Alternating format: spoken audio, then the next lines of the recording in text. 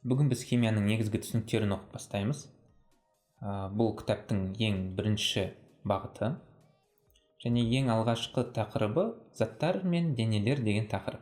Ең алдымен дене мен заттың айырмашылықтары неде? Қараңыз, дене деген ол айналамыздағы кез келген нәрсе. Машина болсын, үй болсын, барлығы денеге жатады.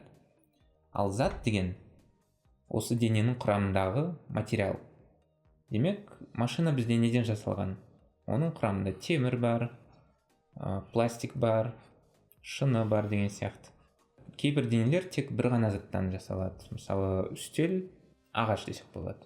Зат бізде таза бола алады, немесе қоспа түрінде бола алады. Екеуінің айырмашылығын түсіну үшін былай елестетіп көріңіз.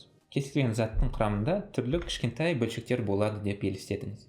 Таза зат құрамында барлық бөлшектер бірдей болады, ал қоспада бөлшектер әртүрлі болады. Енді қоспаның өзінің түрлері бар. Біртекті және әртекті.